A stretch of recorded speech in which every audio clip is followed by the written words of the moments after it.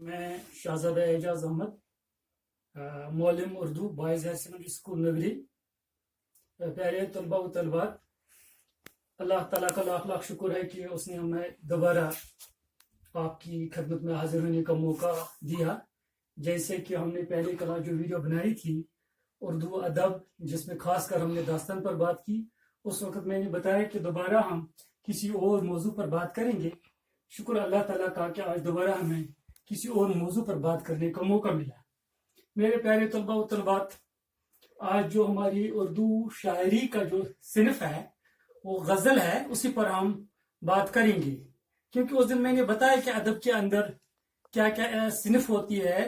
تو اس وقت میں نے بتایا کہ اردو شاعری کے اندر جو اصناف ہوتی ہے ان میں سرفہرست غزل ہے، قصیدہ ہے، مرثیہ ہے، رباعی ہے، مثنوی ہے، وغیرہ وغیرہ ہے۔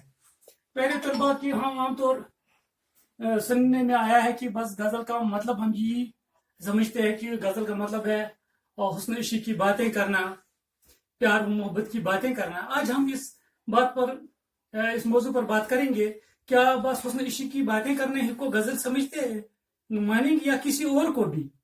اور غزل کے اندر جو چیزیں ہیں، مطلع ہے، حسن مطلع ہے، قافیہ ہے، ردیف ہے، تشبیہ ہے، مجاز ہے، مجاز مرسل ہے، ان موضوع پر بھی بات کریں گے۔ یہ غزل کے ترکیبی عناصر جو ہے، جیسے پہلے ویڈیو میں نے بتایا کہ مثنوی کی جو اجزائی ترکیبی ہے، جیسے فلاٹ ہے، کردار نگاری ہے، منظر نگاری ہے، محقوق الفطری عناصر ہے، اسی طریقے سے غزل کے اندر جو چیزیں ہیں ان پر بھی ہم بات کریں گے۔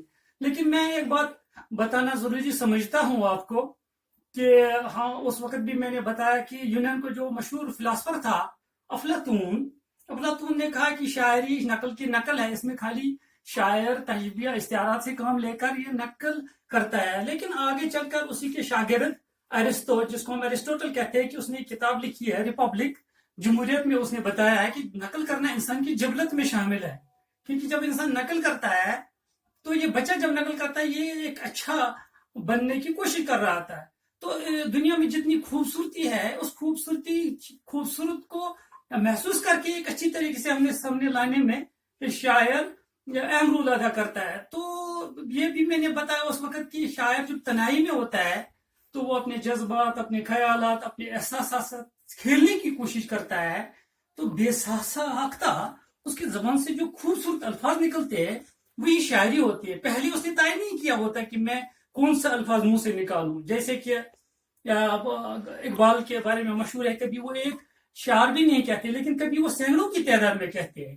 یہ ایک جس طرح کھلاڑی ہوتا ہے، وہ گراؤنڈ میں جا کر کبھی زیرو پہ آؤٹ ہو جاتا ہے لیکن کبھی وہ ڈبل سینچری بناتا ہے۔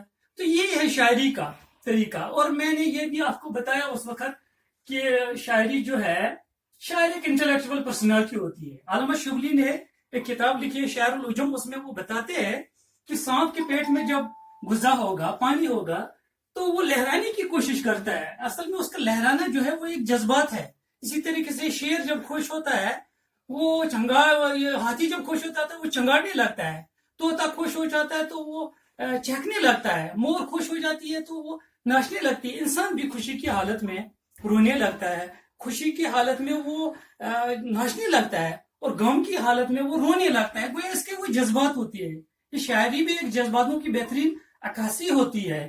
تو میرے پیارے طلباء و طلبات، تو یہ شاعری کیا ہے؟ یہ جذباتوں کی بہترین عکاسی ہوتی ہے۔ اور ہمارا شاعری جو غزل ہے، تو کیا غزل کے اندر کیوں حسن عشق کی باتیں ہے؟ کوئی وجہ ہوگا۔ تو ہماری اردو ادب کے بہت ساری تنقید نگار ہے۔ اب میرے منہ سے نکلا یہ تنقید نگار، اب سوال آپ کے دماغ میں پیدا ہوگا کہ تنقید نگار کس کو کہتے ہیں؟ اچھے اور برے کو فرق کرنے والے کو تنقید نگار کہتے ہیں، کھوٹی اور کھرے میں فرق کرنے والے کو تنقید نگار کہتے ہیں، جو زبان کے جڑ تک پہنچ جاتا ہے اس کو تنقید نگار کہتے ہیں۔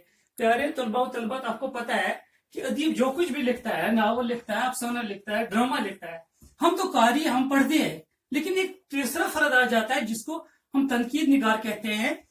ٹی ایس ایلرٹ انگریزی کا ایک رائٹر ہے، اس نے کہا کہ تنقید ادب کا دماغ ہوتا ہے، کیونکہ تنقید نگار ہی ایک رائٹر کو کیا کرتے ہیں؟ بیدار کرتے ہیں کہ آپ کس جگہ اچھے لکھتے ہو، کس جگہ برا لکھتے ہو۔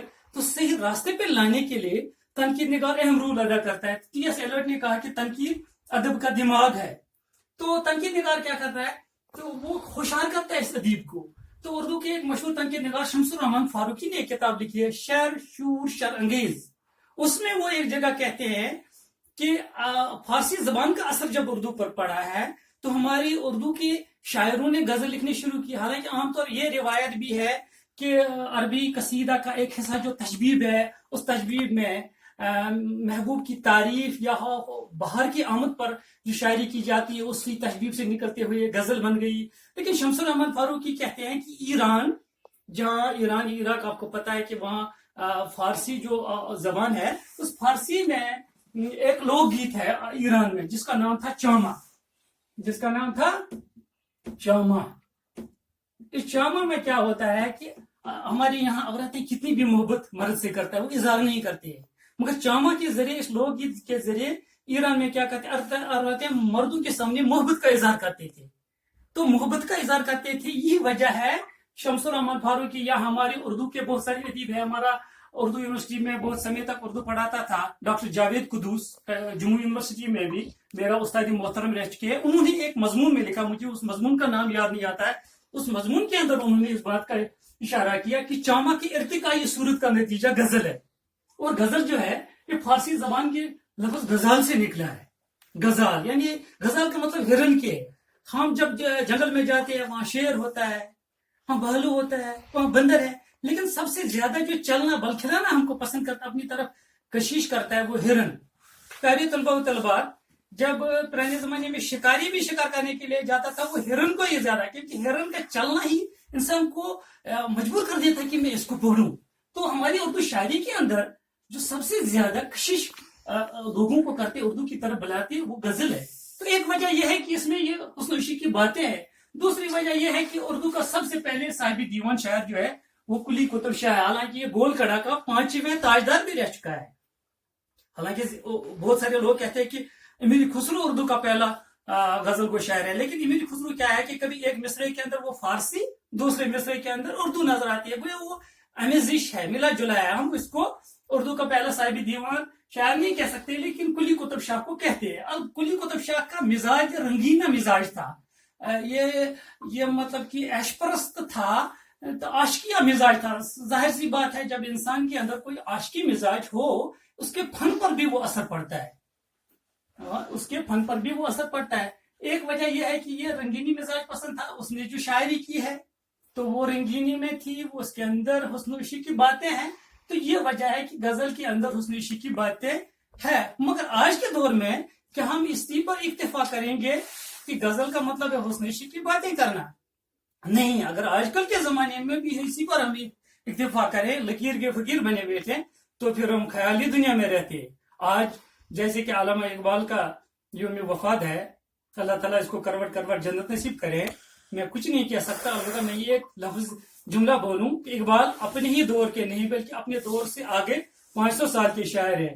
پیارے طلباء و طلبات، جب کسی فنکار کی فنکاری، کسی مصور کی مصوری، کسی شاعر کی شاعری وقت کے گردش کے ساتھ ساتھ نئے معنی اور نئے زاویے پیدا کرے تو پھر اس فنکار کی فنکاری، اس مصور کی مصوری، اس شاعر کی شاعری اس کو زندہ جاوید بنا دیتی ہے. علامہ اقبال کی شاعری بھی مجازی اور حقیقی شاعری سے بے نیاز ہو کر الہامی شاعری کی بلندیوں کے افقوں پر جلوہ گر نظر آتی ہے. تو علامہ اقبال نے پہلی دفعہ ہمارے اردو شاعراؤں کے اندر ایک نیا ولولہ پیدا کیا.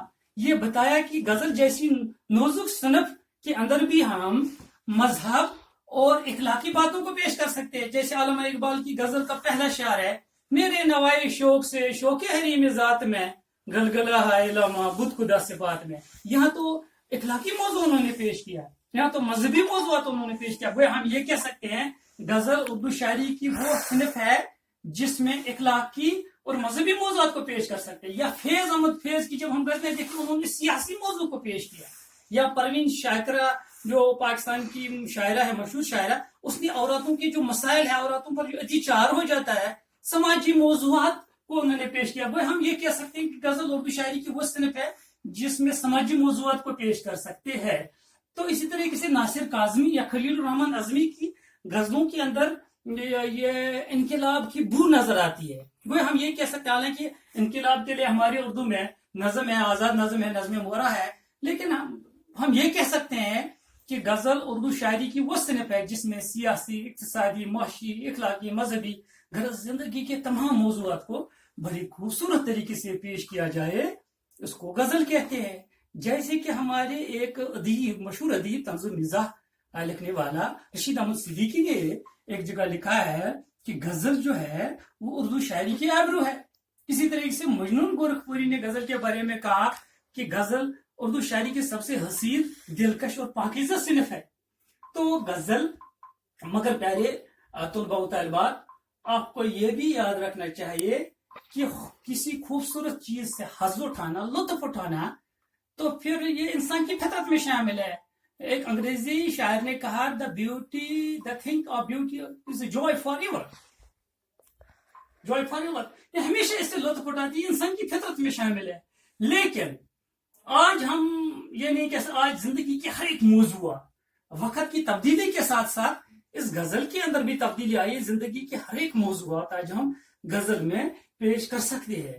تو میرے پیارے طلباء و طالبات، غزل کے اندر کچھ چیزیں بھی ضروری ہے، مگر یہ بھی میں بتانا چاہتا ہوں کہ غزل بھی نظم جو ہے، اس میں نظم بھی ہے. نظم کیا ہے؟ نظم میں ایک عنوان ہوتا ہے، ایک ٹاپک ہوتا ہے، ٹاپک کے ارد گرد وہ گھومتا ہے. مثال کے طور پر ہماری اردو میں مفلسی ہے یا علامہ اقبال کا جگنو ہے. تم دیکھو پہلا مصرع دوسرے مصرے سے جگنو کے بارے میں، یا تیسرا چوتھا، وہ موضوع سے نہیں ہٹے گا. لیکن غزل کیا ہے؟ غزل جو ہے یہاں کوئی موضوع، ایک ہی موضوع پر نہیں رہ سکتے. ایک شاعر میں شاعر اپنی بات کہہ سکتا ہے، دوسرے شاعر میں وہ اپنی محبوب کی بات کر سکتا ہے، تیسرے شاعر میں وہ سماج کی، چوتھے میں پوری دنیا کی. وہ ایک ہی موضوع نہیں ہے. ہاں، غزل کے اندر اگر کبھی شاعر ایک ہی موضوع پر مسلسل شاعری اشعار لکھے، اس کو غزل مسلسل کہہ سکتے ہیں. اگر ایک ہی موضوع کو وہ چن لے، اس پر شاعری کرے، اس غزل کو غزل مسلسل کہتے ہیں. ورنہ یہاں موضوع کی کوئی قید نہیں. غزل کا ہر شعر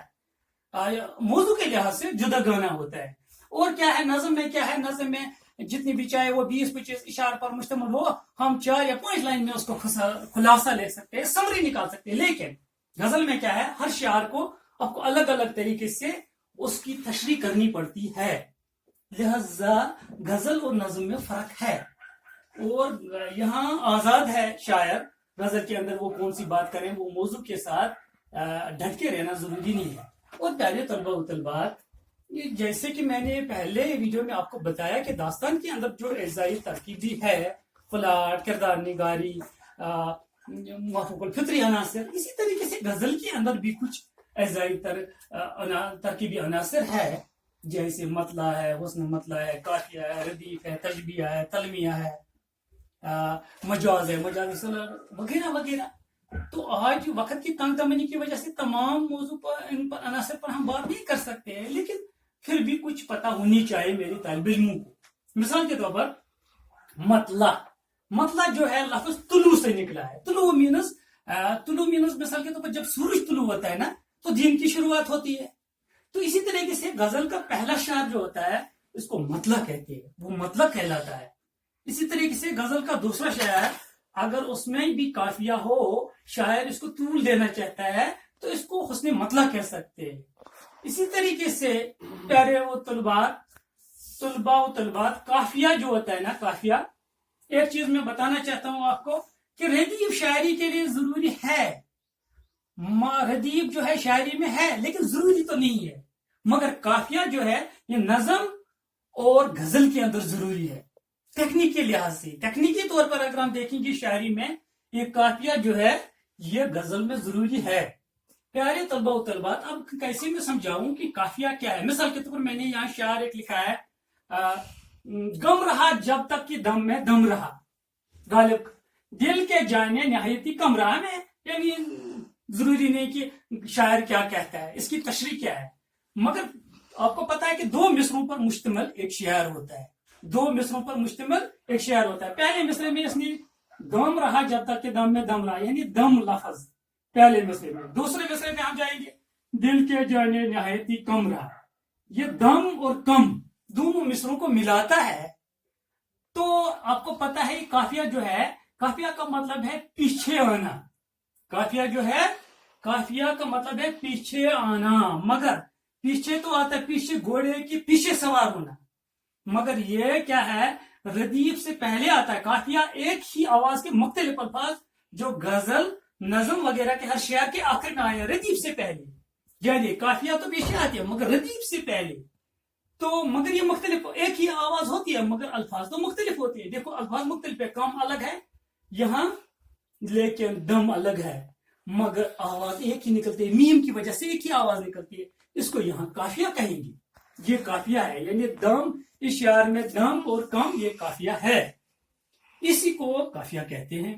اسی طریقے سے ردیف, کیونکہ ردیف کے تحت جو شاعری ہوتی ہے اس میں گنایت پیدا ہو جاتی ہے.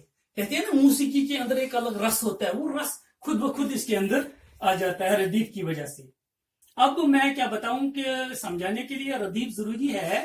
ردیف غزل اور نظم کے لیے ضروری ہے ردیف.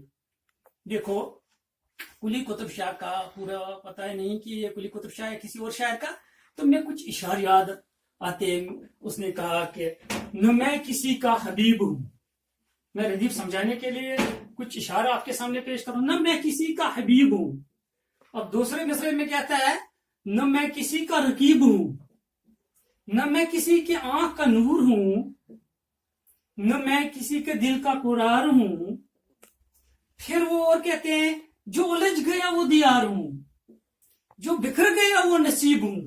یہ پیارے طلبہ و طلبات یہ ہوں مصر کے شعر کے آخر میں آتے ہیں, دوسرے مصرے کے آخر میں, تیسرے مصرے کے آخر میں یہ ہوں جو ہے اسی کو ردیف کہتے ہیں. یہ آپ کی کتاب جو ہے اردو کی پیج نمبر 129, میرے پاس اس وقت کتاب نہیں ہے, آپ پاس ہوں گے تو کھول کے رکھیں دیکھیے 129 پیج نمبر پہ جب ہم جاتے ہیں تو وہاں خواجہ حیدر علی آتشی کی غزل ہے. پھر 130 پیج پہ جب آتے ہیں صفحے پہ آتے ہیں وہاں وہ کچھ اشعار ہے جن کے اندر ردیف دکھائی دیتا ہے. تو میں کوشش کروں وہ مجھے یاد آئے اس وقت. دہن پر ہے ان کے گمان کیسے کیسے, کلام آتے ہیں درمیان میں کیسے کیسے, نہ گورے زمین چمن گل کھلاتی ہے کیسے کیسے, آسمان رنگ بدلتے ہیں کیسے کیسے, نہ گورے سکندر نہ قبر دارا, نہ گورے سکندر نہ قبر دارا, مٹیے نامیوں کے نشان کیسے کیسے. پھر اسی غزل کے اندر آخری شعر ہے غم و غصہ و رنج و اندوا و خرما ہمارے بھی ہے مہرباں کیسے کیسے. یہ اس میں یہ کیسے کیسے لفظ جو آتا ہے یہ کیسے کیسے, اسی کو ردیف کہتے ہیں. ردیف ایک ہتھیار ہے شاعر کے پاس جس کے ذریعے وہ ایک اچھی پوئٹری ایک اچھی شاعری تخلیق کر سکتا ہے. شاعری کے اندر خاص کر غزل کے اندر یہ ردیف ضروری ہے. اسی طرح پیارے طلبہ و طلبات مقطع جو ہے, مقطع آپ نے سنا ہوگا کہ شاعر جو تخلص اختیار کرتا ہے, مثال کے طور پر علامہ اقبال کا پورا نام شیخ سر محمد اقبال ہے. جب ہم اقبال سنتے ہیں تو اس کے اوپر وہ علامت بھت ہوتی ہے, یا غالب جیسے ایسے لکھتے ہیں غالب, تو اس کے اوپر یہ علامت بھت جو ہے ہم ایک دم ذہن میں آ جاتا ہے مرزا افضل اللہ خان غالب کا نام ہے, کیونکہ یہ تخلص سے مشہور ہو جاتا ہے. اس کے اوپر جو یہ لکیر تیزی سی ڈال جاتی ہے تھوڑی سی, اس کو علامت بھت کہتے ہیں. تو مقطع جو غزل کا آخری شعر ہوتا ہے, یہاں شاعر کیا کرتا ہے, جہاں وہ اپنے آپ سے مخاطب ہوتا ہے, اپنا تخلص اختیار کرتا ہے. غزل کے آخری شعر میں جہاں شاعر اپنا تخلص اختیار کرتا ہے اس کو مقطع کہتے ہیں. مثال کے طور پر میں نے یہاں شعر لکھا ہے غالب کا, کعبہ کس منہ سے جاؤ گے غالب, شرم تم کو مگر نہیں آتی. کعبہ کس منہ سے جاؤ گے غالب, شرم تم کو مگر نہیں آتی. پیارے طلبہ و طلبات یہ جو غالب لفظ استعمال کیا اس نے, یہ اپنا تخلص استعمال کیا, تو اس کو ہم مقطع کہتے ہیں. کیونکہ غزل کا آخری شعر جہاں شاعر اپنا تخلص اختیار کرے اس کو مقطع کہتے ہیں. اسی طریقے سے پیارے طلبہ و طلبات تشبیہ ہوتا ہے غزل میں. تشبیہ کا مطلب ہے کسی چیز کو دوسرے سے ملا کر پیش کرنا. مثال کے طور پر کربلا دریائے دجلہ کے کنارے جب حضرت حسین شہید ہوئے تو ظاہر سی بات ہے انہوں نے حضرت حسین نے جام شہادت اس کے وہ دوسرے جانثار جو تھے, تاکہ قیامت کی کل کی سورج جب طلوع ہو جائے لوگ سچائی کو ساتھ دے, انہوں نے جیون کا بلیدان دیا سچائی کو. اب شاعر سے واحد عقیدت سے اس صحرا میں تو گزار نہیں ہو سکتا ہے. صحرا جہاں ہوگا تو وہاں سرسبز گھاس نہیں ہوگا. اب شاعر نے کیا کہا, کھا کھا کے میر انیس نے کھا کھا کے اوس اور بھی سبزہ ہرا بھرا تھا موتیوں سے دامن سے ہرا بھرا. اوس کہتے ہیں الف واسین اوس, ये शबनम के कतरों को कहते हैं। तो शायर हमें तशरीह से नहीं जाना, शायर यहाँ शबनम के कतरों को मोती से तशबीह दिया है कि मैंने देखा उस राजस्थान ने, सेहरा ने अपने दामन में लाते दहाद मोती सिमेट लिए। इस मोती सिमेटने की वजह से वो गुलजार शादाब हो चुका है। राजस्थान कैसे शादाब हो सकता है, लेकिन उसने मोतियों से शबनम के कतरों को तशबीह दी है। या मैं आपको दूसरे तरीके से समझाने की कोशिश करूंगा। आखिर की किताब में एक शेर है मीर का, वो अपने महबूब के होंठों की तारीफ करते हुए कहते हैं, नाज की उसके लब की क्या कहे, पंखड़ी गुलाब की सी है। प्यारे तलबा व तलबात, आपको पता है कि फूल के अंदर जो नरम और नाजुक जो पत्ते होते हैं, थोड़े से टच करें वो बिखर जाए, डिस्ट्रॉय हो जाए। तो शायर यहाँ कहते हैं कि मेरे महबूब की होंठ इतनी खूबसूरत है जैसे फूल की पत्ती है, यानी पंखड़ी। पंखड़ी फूल की पत्ती को कहते हैं। भैया इसने अपने महबूब के होंठों को फूल की पत्ती से तशबीह दिया है। तो एक चीज हकीकी माने को बदलकर मजाजी सूरत में पेश करने को तशबीह कहते हैं। क्योंकि यह जो मैंने शायर पेश किया आपको मीर का, नाज की उसकी लब की क्या कहे, पंखड़ी गुलाब की सी है, यहाँ पंखड़ी शायर ने तशबीह के तौर पर इस्तेमाल किया। या इससे पहले मैंने जो मीर इनिस के शायर बताया, खा खा के ऊस और भी सब्जा हरा भरा था, मोतियों से दामन से हरा भरा। ये ऊस जो है वहां शबनम के कतरों को इसने मोतियों से तशबीह दिया, मोतियों से मिलाकर पेश किया, इसको तशबीह कहते हैं। इसी तरीके से प्यारे तलबा व तलबात, गजल के अंदर तलमिया होती है। तलमिया का मतलब है कि गजल का कोई ऐसा शार जिस शार में कोई हिस्टोरिकल पॉइंट हो, कोई इल्मी वाक़ा हो, तारीखी नुक्ता बयान हो। जैसे कि आपको पता है बहुत सारे पैगंबरों को मौजज़े थे। हजरत ईसा को यह मौजज़ा था कि वो बीमारों के ऊपर हाथ डालते, वो सेहतयाब हो जाती। तो गालिब का एक शायर है कि इब्ने मरियम हुआ करे कोई, मेरी दुख की दवा करे कोई। हमें इसका माने ढूंढने की जरूरत नहीं कि गालिब गम परेशानी दुखों मुसीबतों से तंग आ चुका है। वो कहता है कि काश मरियम के बेटा हजरत ईसा जैसा कोई शख्स इस दुनिया में जन्म ले, मेरी गम परेशानियों का मुदवा बने। उससे हमें गरज नहीं है। हम कहते हैं कि उसने इब्ने मरियम, इब्न कहते हैं अरबी में लड़का को, मरियम एक पाक खातून थी जिसके अंदर अल्लाह ताला ने रूह डाल दिया, तो ईसा पैदा हुआ। तो पुली कुरान में लिखा है, हमें इस पर विश्वास है 100%। तो यहाँ मरियम का के बेटी हजरत ईसा का जिक्र शायर ने किया, इब्ने मरियम हुआ करे कोई, मेरे दुख की दवा करे कोई। गोया यहाँ शायर ने तारीखी नुक्ता बयान किया, इल्मी नुक्ता बयान किया, तो इसको तलमिया कहते हैं। गजल का वो शायर जिस शायर में कोई इल्मी या तारीखी नुक्ता बयान किया जाए, इसको तलमिया कहते हैं। प्यारे तलबात, गजल अगर के अंदर कोई शायर लगातार एक ही मौजू पर अशार कहे, इसको गजल मुसलसल कहते हैं। क्या कहते हैं? गजल मुसलसल। इसी तरीके से गजल में कोई शायर अगर ऐसा हो जो सबसे अच्छा हो पूरी गजल में, चाहे 20 29 जितने भी इशार हो, इनमें सबसे अच्छा शायर जो है, बेहतरीन शायर जो है, उम्दा शायर जो है, इसको बैतुल गजल कहते हैं। इसको बैतुल गजल कहते हैं। मिसाल के तौर पर मैंने यहाँ मोमिन खान मोमिन का एक शेर पेश किया है, तुम मेरे पास होते हो गोया, दूसरा मिसरा जब कोई दूसरा नहीं होता। कहते हैं, रिवायत है कि शेर को गालिब ने इतना पसंद किया, मोमिन से कहा कि तुम मुझे ये शार दे दो, मेरा पूरा दीवान ले लो, मगर मोमिन ने नहीं माना। गोया ऐसे शार को ही हम क्या कहते हैं, ऐसे शार को बैतुल गजल कहते हैं, जो गजल का उम्दा शार हो, इसको बैतुल गजल कहते हैं। इस गजल के अंदर बहुत सारी चीजें होती है, मजाज मरसल, इस्तिआरा। कभी मौका मिले तो इन पर भी बात करेंगे, क्योंकि वक्त की तंग दामनी की वजह से हम इन सभी चीजों पर बात नहीं कर सकते। लेकिन गजल का जो पहला दौर है मेरे प्यारे तलबात, पहला दौर में जो है दक्कन के अंदर कुली कुतुब शाह वली दक्कनी सिराज औरंगाबादी, उन्होंने गजल में शुरुआत की है। इस गजल की इब्तिदाई शोरा है।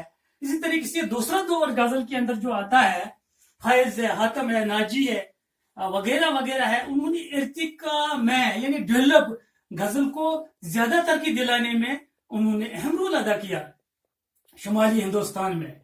फिर तीसरा दौर आता है, मीर है, मीर तकी मीर है, मीर दर्द है, आतिश है, ख्वाजा हैदर अली आतिश है, मोमिन खान मोमिन है, मिर्जा अब्दुल्ला खान गालिब है। हालांकि यहाँ हम कहते हैं कि गजल के बारे में जो इब्तिदा में कहा, हुस्न इश्क के बारे में सोचते हैं। हालांकि गालिब ने दिखाया कि तसव्वुफ जैसी चीज भी हम गजल के अंदर सुन सकते हैं, کیونکہ غالب نے ایک دفعہ کہا نہ تھا کچھ تو خدا ہوتا، ڈبویا مجھ کے ہونے نے، نہ ہوتا میں تو کیا ہوتا۔ یہاں غالب اللہ تعالیٰ کی وحدانیت بیان کرتے ہیں، گویا غالب جیسے اردو کے سب سے بڑے شاعر، کیونکہ جب ہم ردیف، قافیہ، بحر، گرامیٹیکلی دیکھیں گے تو اردو کا سب سے بڑا شاعر غالب ہے، لیکن جب ہم جذبات، خیالات، احساسات دیکھیں گے تو اردو کا سب سے بڑا شاعر، جس کا آج یوم وفات بھی ہے، علامہ اقبال۔ لیکن غالب نے بھی اس کو بامی عروج تک ترقی دلانے میں اہم رول ادا کیا۔ غالب ہے، میر ہے، میر درد ہے، آتش ہے، مومن خان مومن۔ پھر جدید دور آتا ہے جس میں ہے ناصر کاظمی، فراق گورکھپوری، فیض احمد فیض، شہریار، خلیل الرحمن اعظمی، کیفی اعظمی وغیرہ۔ لیکن ان شعراؤں میں سے اقبال ہی وہ شاعر ہے جس نے اس کو، اس حسن و عشق، گل و بلبل، اس سے قید خانے سے باہر نکل کر زندگی کے اخلاقی اور مذہبی موضوعات کو اس غزل جیسے نازک صنف کے اندر سمونے کا ایک نیا راستہ دکھا دیا۔ پھر ہم پیچھے نہیں، ہماری جموں کشمیر ہم پیچھے نہیں رہ سکتے اردو ادب کو آگے بڑھانے میں۔